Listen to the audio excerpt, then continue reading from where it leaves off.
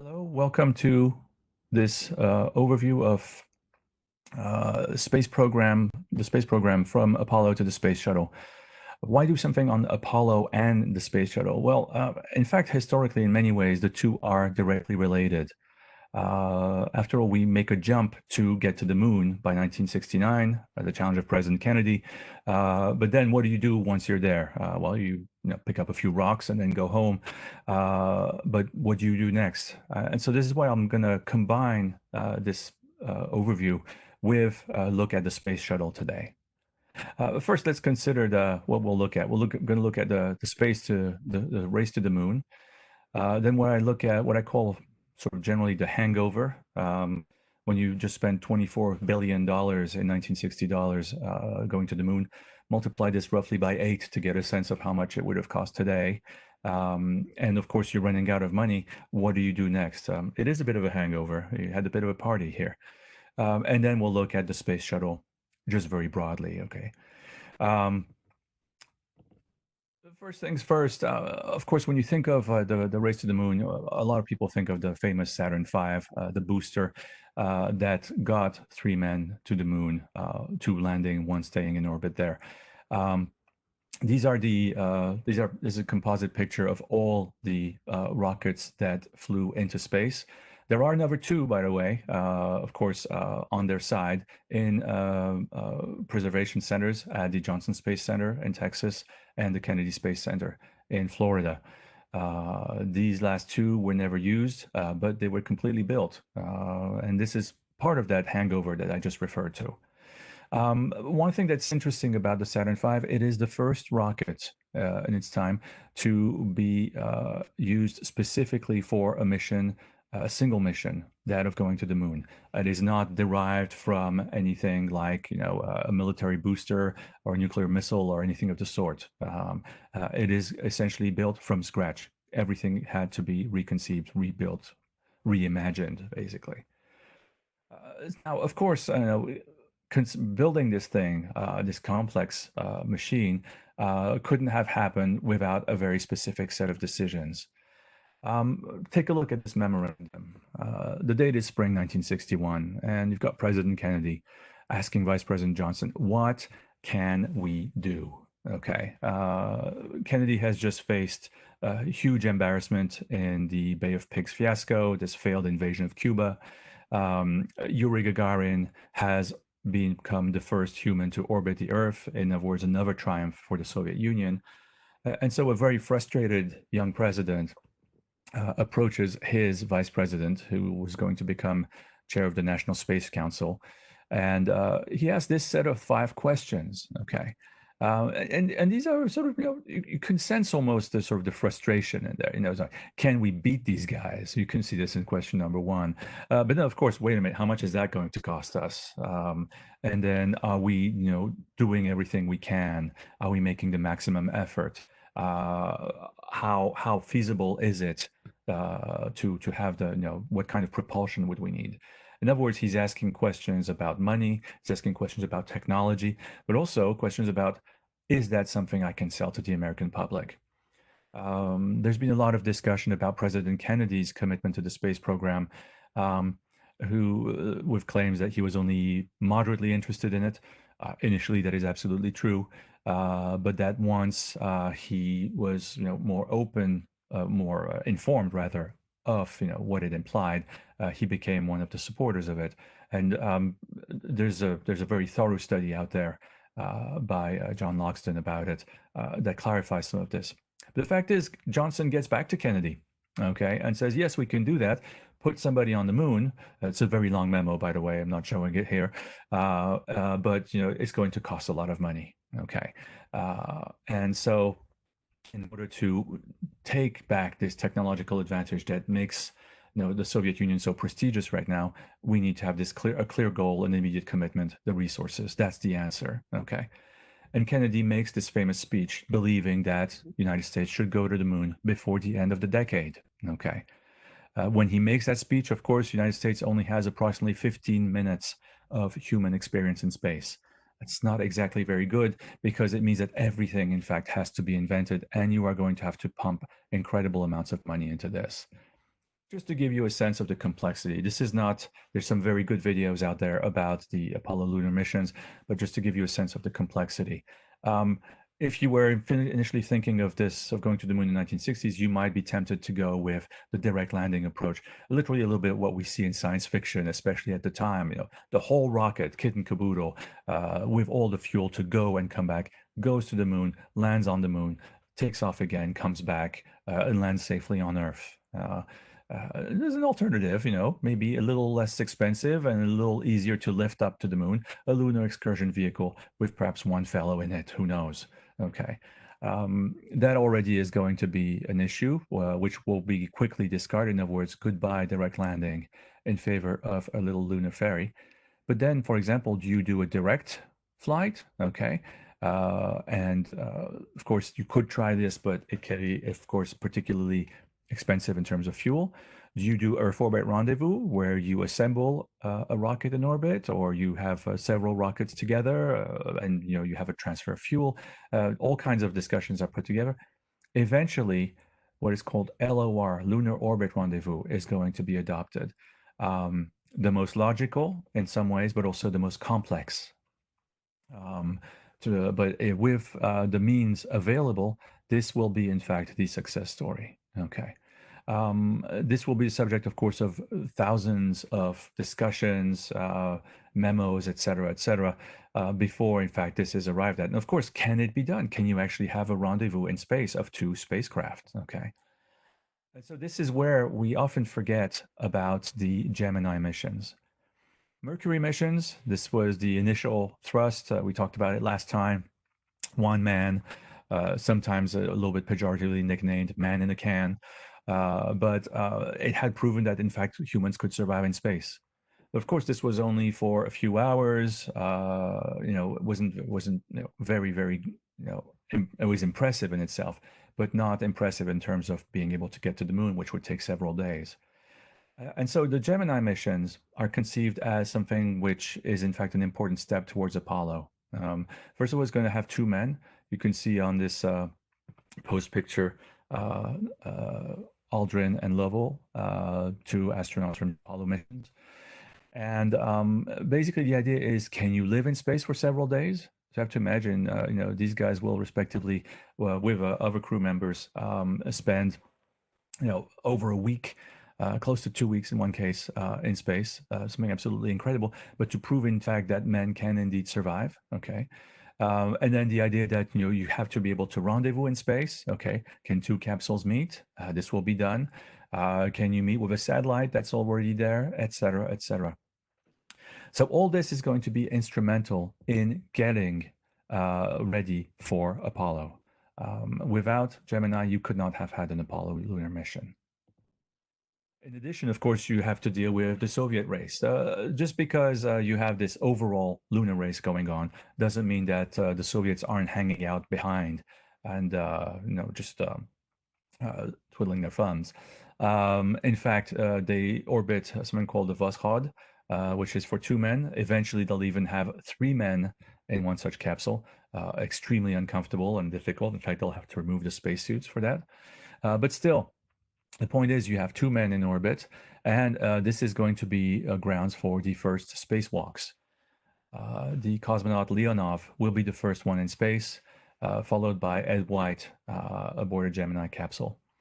In both cases, these are absolutely huge, momentous successes, but with a considerable danger. Leonov will have trouble, for example, re-entering his capsule. He'll have to partially deflate his pressure suit, literally let some air out in order to be able to squeeze back in.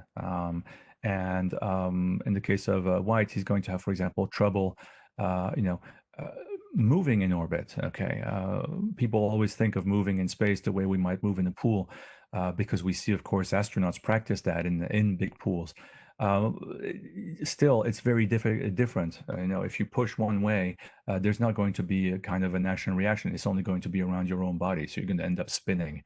This is the kind of stuff that cosmonauts and astronauts discover, which is why to this day, extravehicular activity, EVAs, pretty much just going into space, is in fact a very difficult and dangerous task. It's definitely not like the way we pictured it in science fiction. These exploits, of course, are part of this space race, okay? But they also mask the ongoing testing of the hardware. For example, the Apollo capsule, in other words, the tip where the astronauts are going to be, will be tested atop a Saturn I booster.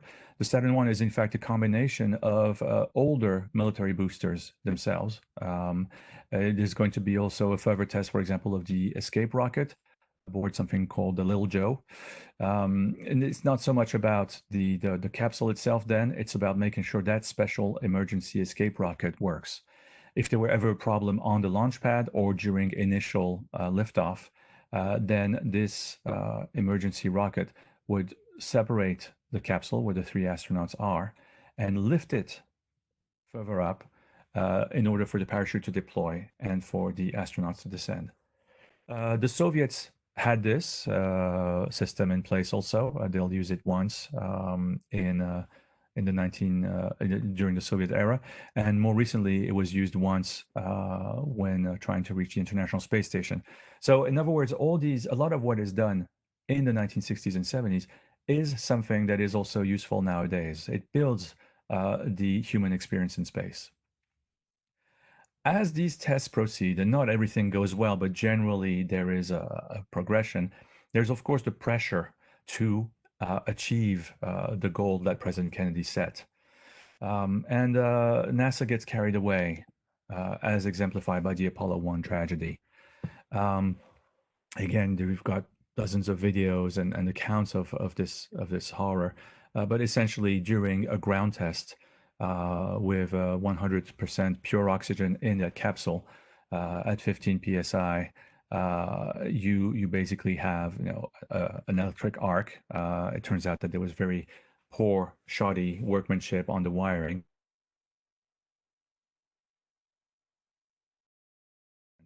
And it kills on the spot the three astronauts who were running these tests. They were supposed to be part of the Apollo 1 mission. And of course, they died on the ground.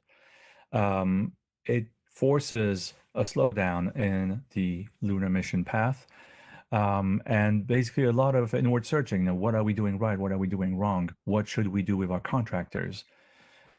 Generally, if you look at the eventual success of the Apollo missions, there are several things that happen. First of all, people marvel at NASA's capacity for good management. And in many ways, that was the case. Systems integration, managing multiple contractors, making sure everything came together at the proper time, proper place.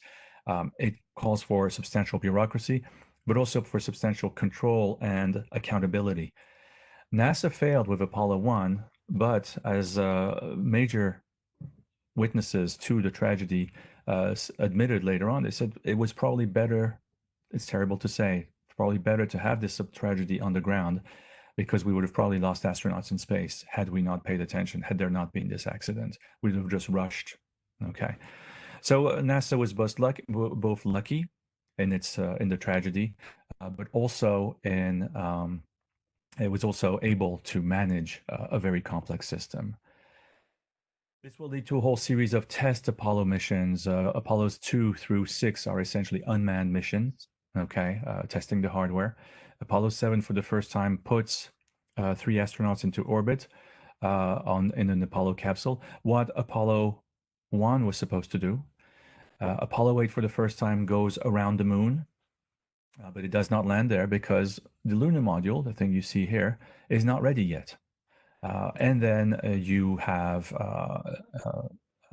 Apollo 9 and 10 that test this lunar module. And finally, Apollo 11, with Neil Armstrong as the first man on the moon, succeeds and essentially wins the bet that President Kennedy made in his speech in 1961. You're going to have several other missions that follow, Apollo 12 in particular. By then, however, there's something strange developing among the American public. The war in Vietnam, of course, is drawing the attention of most people. We've been to the moon. Everybody watched this, but now there's other things to do. You have student protests throughout the United States. All this is actually complicating the mission of NASA. It's no longer this young agency that simply got all this money that Kennedy requested and got bipartisan support in Congress. As of 1965, the budget is beginning to be limited, and by 1969, the lunar landing year, President Nixon is looking for ways to cut the budget because the Vietnam War is so expensive. So there's huge financial problems that are going to restrict NASA's way of doing business, but also the fact that the public is less interested. By the time of Apollo 13, the public is no longer watching TV live. Okay. And then eventually, because of the accident that nearly cost the lives of 3 astronauts on Apollo 13, there's going to be a brief, rebirth of interest on the part of the public, especially because it is successful. Okay, the mission successfully returns home, even though it could not land on the moon. Of course, these details are recounted in a movie, but also in multiple documentaries. And so Apollos 14, 15, 16, and 17 are still carried out with general public interest, but not specific public interest. What do these last 4 missions do? Well, basically, they carry on what Apollo 13 was supposed to really focus on, which is practice science on the moon. Okay. Apollo science is still something we get to appreciate nowadays. We're still studying those lunar rocks that were brought back. They're telling us not only about the moon, but also about the Earth. What is interesting is that in terms of Apollo science, the most of the Apollo astronauts were in fact simply test pilots, extremely well trained, who were given some geology lessons on the side. It is only with Apollo 17 that you're going to have one astronaut scientist, Jack Schmitt, who will in fact, go to the moon and collect samples alongside Gene Cernan, the last man on the moon. Okay. They'll use in particular the lunar rover that had already been used on a couple of previous Apollo lunar missions. And in so doing, of course, they'll affirm not only technological superiority of the United States in getting to the moon, but also actually finally make a contribution to actual science. In other words, when initially what had been simply sold as a science program was not really a science program or new technologies. It was about beating the Soviets. Astronauts themselves admit to that. But after the successful Apollo 11 landing, it did become really about science. And you do have to say that, in fact, Apollo science is something that we still enjoy. Okay, but what about the Soviets? Well, we would need much more time to discuss the complexities of it. Professor Siddiqui has written a very interesting accounts of the tragedy of the N1 rocket. If you look at the N1 rocket, it's comparable to the Saturn V, except for the engines in particular. You have to imagine that, these 5 F1 engines on the Saturn V, most complex, but also most powerful ever built. The idea of building 5 of them was a way, of course, of limiting any difficulty. The more engines you build, the more likely you are to have some kind of problem in terms of statistics. That's a given.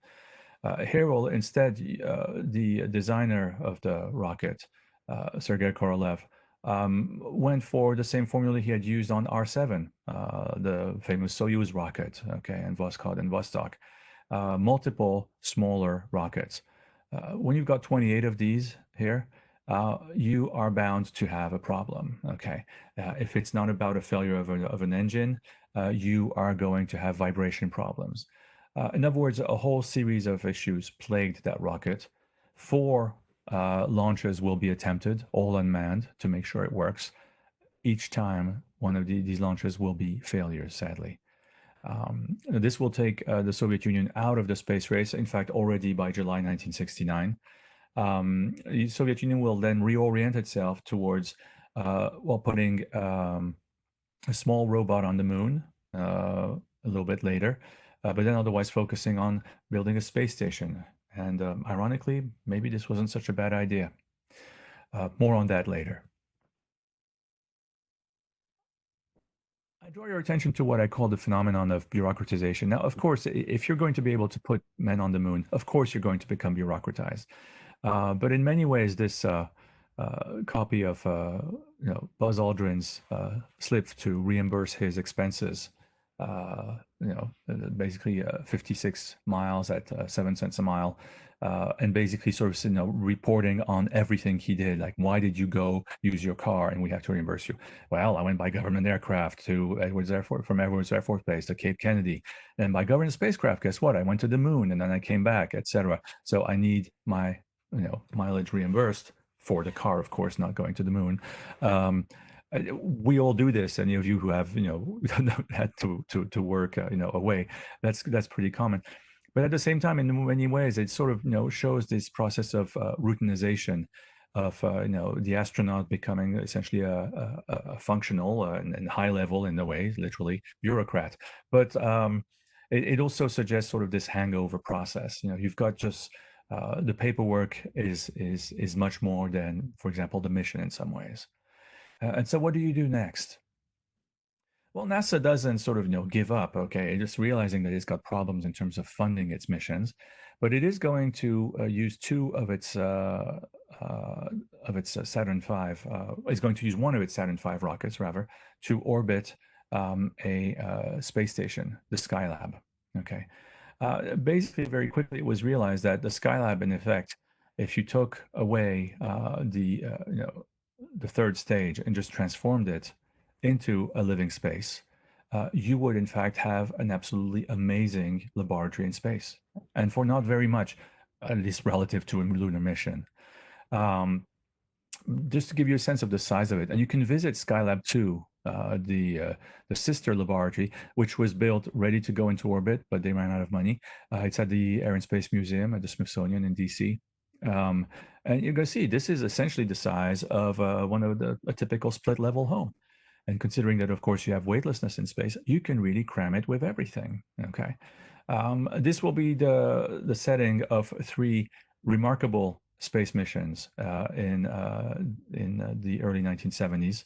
But sadly, SKYLAB they will run out of money, and then by the time they are ready to have the shuttle go into orbit, the SKYLAB will have in fact deorbited and crashed into the South Pacific, with some parts hitting the Australian desert in 1979. So it was very much a great opportunity, but also a partly lost opportunity. And that in effect sort of also reflects what I mean by a hangover at NASA. A brilliant idea to actually transform the top of a Saturn V into a space laboratory, but also at the same time not being able to manage, primarily because of funding, the consequences of keeping this laboratory up there and only being able to visit it 3 times. So what next? Well, the idea of having a shuttle, having a space station, of course, had already existed in the 1960s, but the Kennedy mission, of course, had forced a rush to completing the lunar mission ahead of doing a space station or anything else. Still, the notion of a space station serviced by a space shuttle was already in effect. And very quickly, you can see this in multiple plans that had existed. Wernher von Braun, in one of his Walt Disney shows in the 1950s, 60s, sorry. The X-20 dinosaur, it stands not dinosaur, dynamic soaring dinosaur, that the US Air Force was proposing to field as a mini shuttle. And of course, a couple of early shuttle concepts from the 1960s.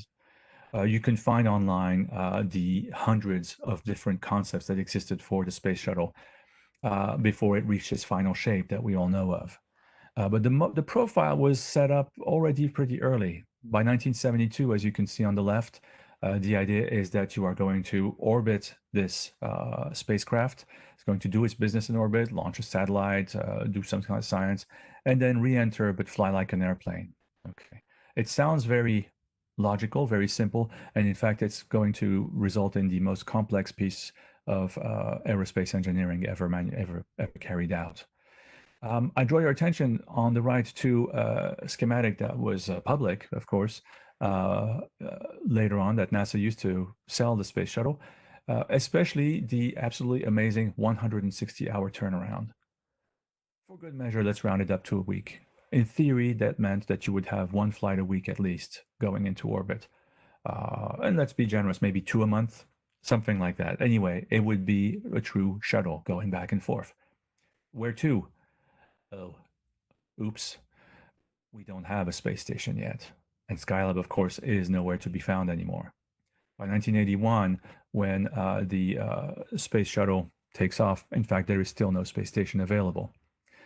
One thing has changed, however. NASA, very much deriving the lessons from the Apollo lunar missions, realizes that it can't just be a government agency. It has to, in fact, sell itself, market itself. And it realizes that it has to, of course, seek the help of space enthusiasts.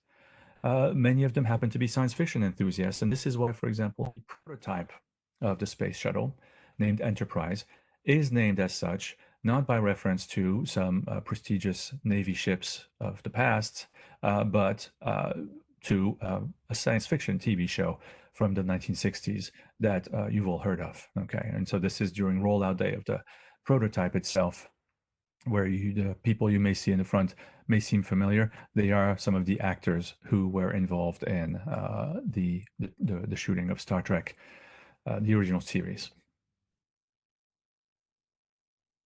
Behind the scenes, in terms of the enthusiasm for the space shuttle, and there is true enthusiasm, the shuttle is very much sort of in the image of the sort of positive money spending 1980s that we think of almost nostalgically. Well, you have incredible complexity, especially notably those tiles, those ceramic tiles, thousands of them, which each of which is its own tile. In other words, it has a very specific space. You can't just simply replace a tile with another. This complexity is, of course, will become part of one of the causes of the loss of the shuttle Columbia in 2003. But in the meantime, basically NASA sort of focuses on making this shuttle a success, but it also helps explain why the shuttle has so many delays. The complexity in preparing it, in manufacturing it, and then, of course, in managing it. You see one here atop a 747. This was done because it was possible that the shuttle initially would have to land at Edwards Air Force Base in California and then be ferried over to the Kennedy Space Center. And this became a standard operation. It wasn't always the case. Whenever in later missions you could land at the Kennedy Space Center, you would do so. Okay. But again, it reflects the fact that a shuttle, in theory, was supposed to be cheap. It is not. And so you have yourself sort of a bit of a tension in effect. The general public is absolutely enthusiastic. This is definitely part of the image of United States. And when the first flight successfully is completed in 1981, as Time Magazine notes, we're back. We're winging into a new era. We are really sort of demonstrating what the US has done previously, meaning achieving technological superiority in space. You only have very few voices in the media, at least, to say not so fast. The Washington Monthly is one such publication, but generally, any word of caution about the difficulties of flying the space shuttle, and of course the complexity of managing it, making sure it is safe for the astronauts, all this essentially gets swept under the rug until 1986. On January 28th, the Space Shuttle Challenger, shortly after takeoff, explodes, and the investigation reveals, in fact, substantial weak points with the Space Shuttle. This 25th flight that kills 7 astronauts, including a school teacher, forces NASA back into a kind of sort of a hangover phase. What is it that we're doing? What did we do wrong? Because in the first 24 flights, not only was there sort of this positive outlook, but there was, of course, behind the scenes huge pressure to launch. And at the same time, you had this general marketing of the space shuttle. They put a congressman, they put a senator on board, they invited a Saudi Arabian prince to go on board, and so on and so forth.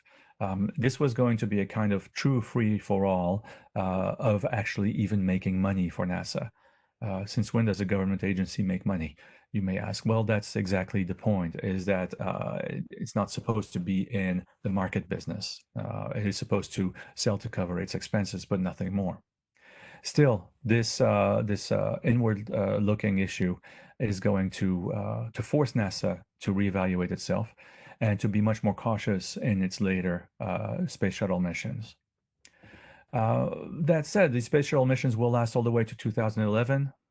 They will be overall successful despite the loss of a second shuttle in 2003 upon reentry. This was, in fact, the most complex and amazing machine to go into space. And paradoxically, the way we go back into space nowadays is using the old capsule model. Even the new designs that are supposed to take astronauts up this year or next for United States are in fact going back to the basic issue of simply a capsule that re-enters and that splashes down with parachutes. In other words, is much too complex to envision, as discovered by the Soviets themselves with Buran.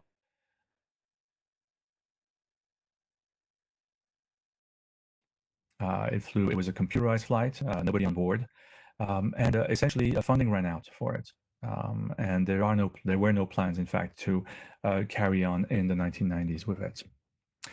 So where does that leave us? We have an amazing achievement going to the moon. We have an equally amazing technical achievement, the space shuttle. And then what? Well, I'd like to leave you today with this image. It was shot by Bill Anders on Apollo 8 in December 1968. Perhaps one of the most famous pictures of space. It inspired, we are told, the environmental movement also. This bizarre little blue marble that is in space.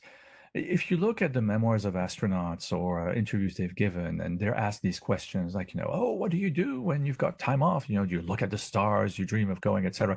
So the kind of questions that a general public, even journalists will ask. But time and again, if you read carefully or listen carefully, you'll see that they're only looking at this blue marble, whether they are around the moon or whether they are in orbit.